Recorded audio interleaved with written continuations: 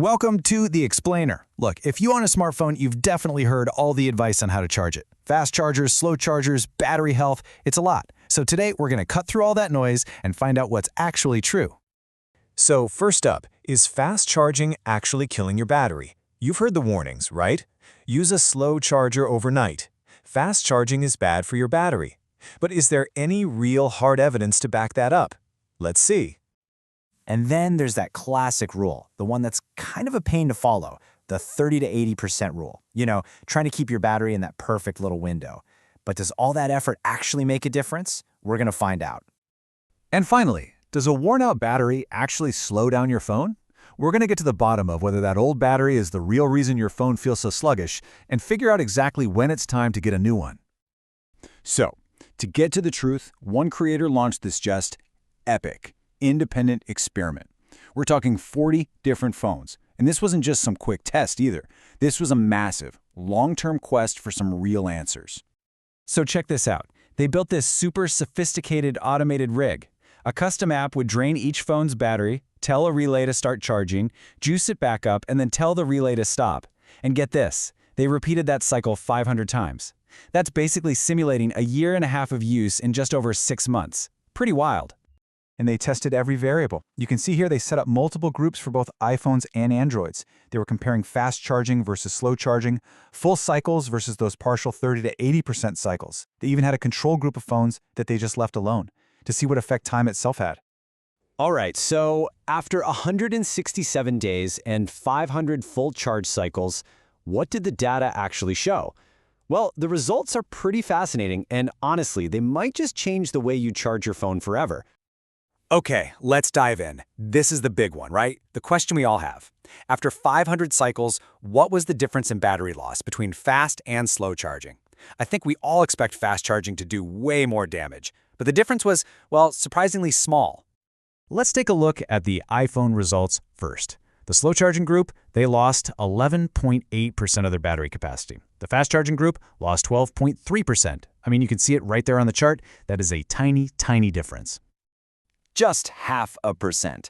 After a year and a half of simulated use, the extra wear and tear from fast charging was a measly 0.5%.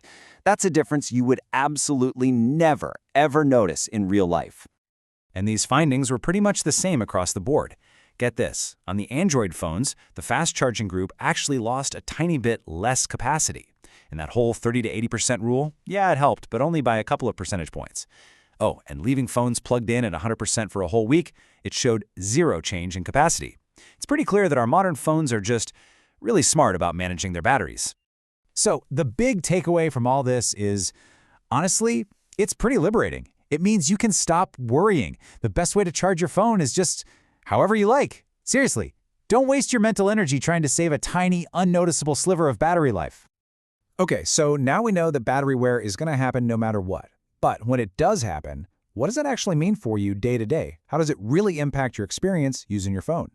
Well, to find out, they took a bunch of phones with different levels of battery health, you can see here from a pretty healthy 94% all the way down to 77%, and put them through this intense 4-hour real-world usage test. And the experiment found a really clear tipping point. It's around the 85% battery health mark. That's the point where you'll probably start to notice a real drop in how long your phone lasts through the day. Before that, the difference is honestly pretty hard to spot. So, this gives us a really clear piece of advice. Once your phone's battery health gets close to 80%, it's probably time for a replacement. Getting a new one will make a huge noticeable difference. In the tests, the phones with a fresh battery lasted up to 90 minutes longer. That's a big deal. But what about the actual speed of your phone? Well, this part's interesting. The tests showed that the peak performance doesn't really change much. The real difference is something called throttling. Basically, to stop itself from just dying suddenly, a phone with a worn-out battery will start to slow itself down much earlier, at around 11% charge. A new battery, on the other hand, lets you run at full speed all the way down to about 5%. But here's the thing. This wasn't just a simple 6-month test. To really appreciate what these results mean, you kind of have to know the real story behind them, the story of perseverance. So, why did this experiment really take 2 years and 40 phones? The answer kind of reveals the incredible persistence it took to get these results for us. Well, because this was actually the third attempt.